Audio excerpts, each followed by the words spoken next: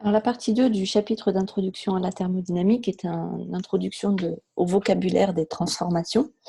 Donc, dans le premier sous-paragraphe ici, on va distinguer les transformations finies des transformations infinitésimales. Donc ça, c'est assez simple. Vous avez une transformation entre un état initial et un état final.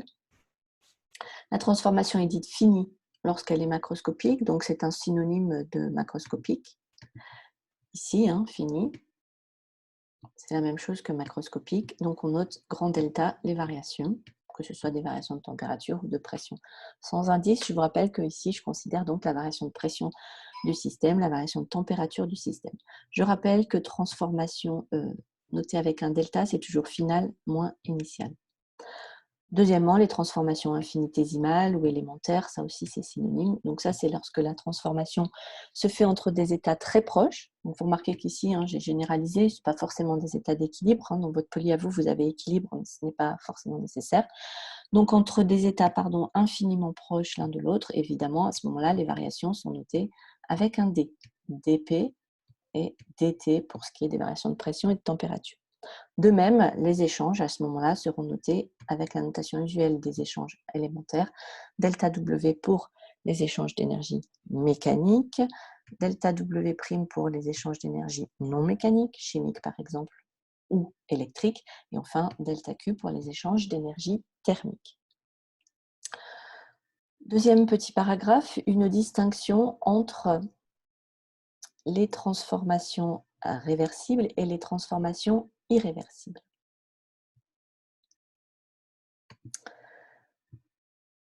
Alors, on va commencer par regarder le petit schéma qui est en bas, sur le petit dessin.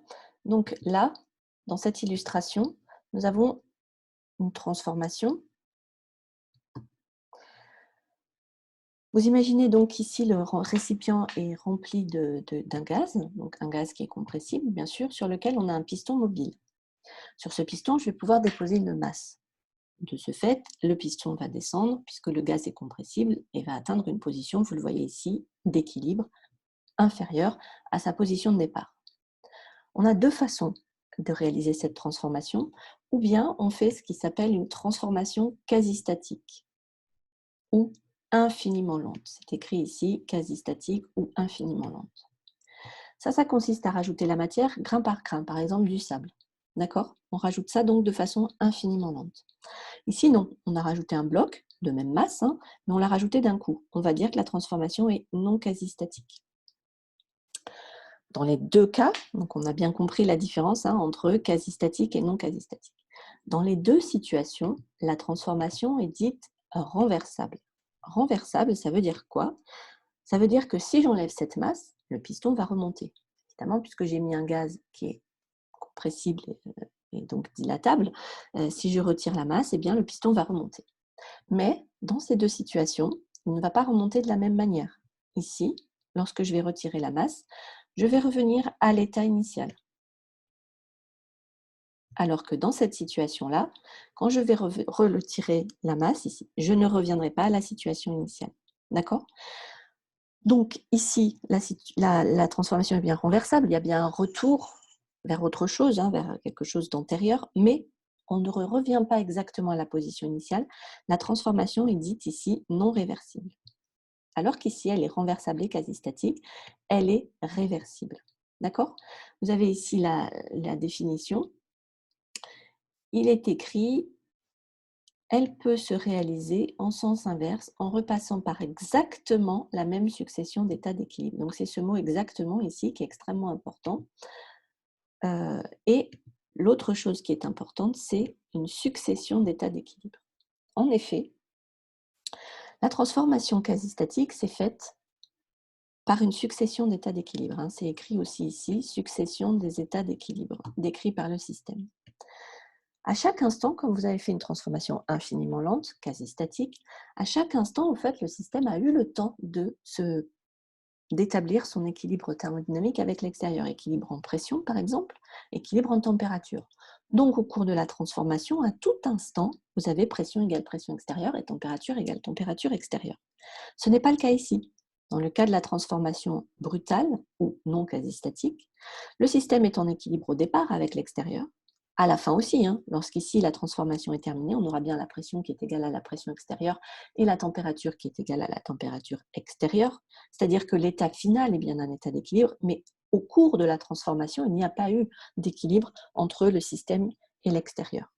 Donc je répète, si c'est renversable et quasi-statique, infiniment lent, succession d'états d'équilibre, la réaction est réversible, on reviendra exactement au point de départ. Ici, transformation brutale et renversable, bien sûr, il y a un retour en arrière, mais pas exactement le même, et donc on dit que la transformation est non réversible. La troisième partie, excusez-moi. Alors, donc, avant de passer à cette troisième partie, on explique ces causes d'irréversibilité. Alors, les causes d'irréversibilité, c'est quand on veut regarder une transformation, c'est pas parce qu'elle est quasi-statique qu'elle est réversible. Alors, je vais peut-être écrire ça de façon un petit peu plus précise. Donc, si vous avez une transformation qui est réversible, alors nécessairement, vous savez qu'elle a été à un moment donné quasi-statique, puisqu'il faut forcément qu'il y ait succession d'états d'équilibre. Par contre, quasi-statique n'implique pas réversible. D'accord? Alors là, je me suis trompée. Réversible. Voilà. Ça, la réciproque est fausse. Vous pouvez faire une transformation infiniment lente. Elle ne sera pas pour autant forcément réversible parce qu'il y a des causes d'irréversibilité. Et donc, parmi ces causes d'irréversibilité, ici, vous pouvez avoir des frottements. Donc, moi, là, pour que ma situation au-dessus soit bien réversible, il faut qu'il n'y ait pas de frottement, que mon piston descende sans frotter sur les parois. Il peut y avoir des transferts thermiques qui provoquent une irréversibilité. Pas forcément, il peut y avoir des transferts thermiques sans irréversibilité. Et puis les phénomènes de diffusion. Donc là, on avait bien vu que la matière, elle allait toujours des zones de haute concentration vers les zones de basse concentration et qu'il n'y aurait pas de retour en arrière possible. Alors, je reviens maintenant enfin au troisième paragraphe. Donc, le troisième paragraphe concerne vraiment là du vocabulaire qu'il faut absolument maîtriser sans faire d'erreur. Alors, dans cette première partie de vocabulaire, on utilise le préfixe iso. Et dans la deuxième partie, ici, on utilise le préfixe mono. Alors, iso, c'est quand la transformation du système se réalise avec une grandeur constante. Donc, si cette grandeur, c'est la pression, on va parler de isobar. Si cette grandeur, c'est la température, on va parler d'isotherme. Et si cette grandeur, c'est de volume, on va parler d'isochore. Pour ce qui est de mono, ce n'est pas la même chose. Ce n'est pas la grandeur du système. Vous voyez qu'ici, il y a bien écrit système. Ce n'est pas la grandeur du système qui est constante, mais c'est la grandeur de l'extérieur.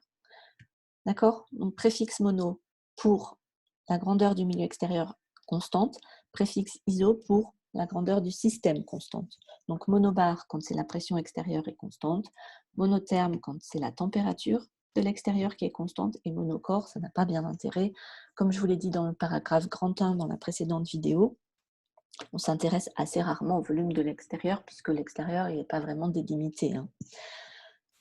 Dernier mot de vocabulaire extrêmement important, le mot adiabatique, qui n'est pas du tout utilisé dans le langage courant. Dans le langage courant, à la place d'adiabatique, vous utilisez isotherme. Donc faites très très attention à ça.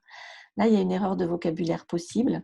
Dans le langage courant, on utilise isotherme malencontreusement à la place de adiabatique. La définition de adiabatique, vous l'avez donc ici. La définition de adiabatique, c'est une transformation qui n'autorise pas les transferts thermiques avec l'extérieur. D'accord? Donc faites bien attention à cette distinction entre isotherme et adiabatique. Donc je vais peut-être vous mettre une petite flèche. Là, faites attention. Je vais mettre une croix par-dessus. Une jolie croix verte. Ce n'est pas du tout la même chose dans le langage du physicien. Qu'est-ce qui permet d'avoir des transformations adiabatiques? C'est-à-dire qu'est-ce qui permet d'empêcher éventuellement les transferts thermiques avec l'extérieur? Ce qui permet d'empêcher les transferts thermiques avec l'extérieur, ce sont les parois imperméables, bien sûr, aux transferts thermiques, c'est-à-dire les parois athermanes. D'accord? Donc une paroi athermane, c'est une paroi qui ne permet pas le transfert thermique et qui donc va permettre à la transformation de se dérouler de façon adiabatique. Donc, pour distinguer les parois imperméables et perméables, par exemple, quand vous avez une gourde que vous appelez isotherme, vous avez des parois athermales. Et quand vous avez une gourde ordinaire, une gourde dans laquelle le café se refroidit, eh bien, on va dire que vous avez à ce moment-là une paroi diathermale. Donc là, il n'y a pas bien de moyen mnémotechnique pour se rappeler de ce vocabulaire. Il faut bien maîtriser. Athermane, donc A, c'est le A privatif quand même. Donc, il n'y aura pas de transfert thermique à travers cette paroi.